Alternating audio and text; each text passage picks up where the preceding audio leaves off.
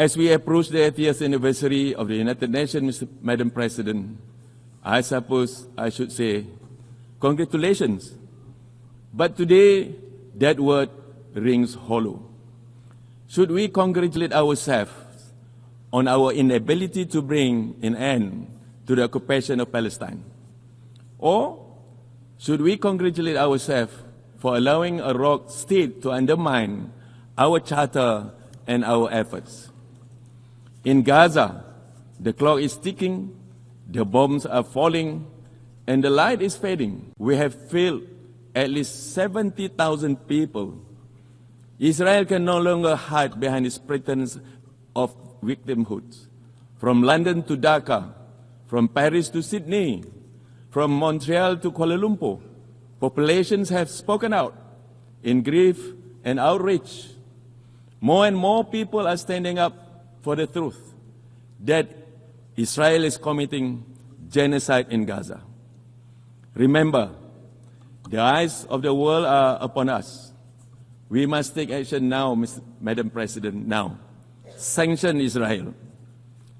The metastasis of Israel's brutality in the Middle East cannot go on.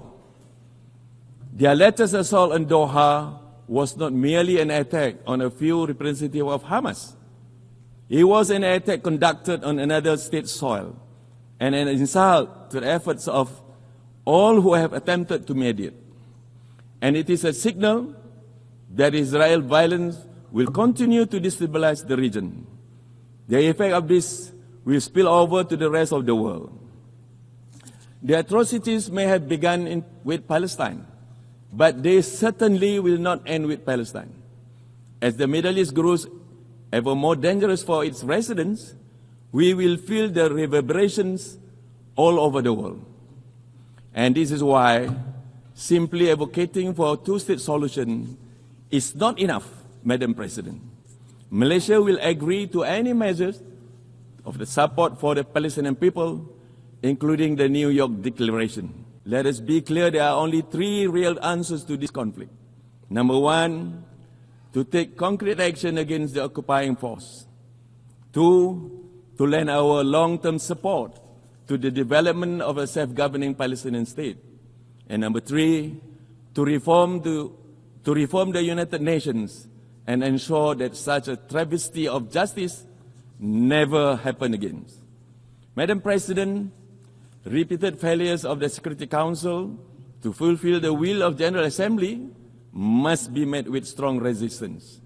We must continue to demand accountability from the permanent members of the United Nations Security Council through Resolution 76/272, or popularly known as the Veto Initiative. And we must pursue results through Resolution 377A, that is Uniting for Peace. No more shall we quietly accept the dismissal of our collective voice. We must question and challenge the veto.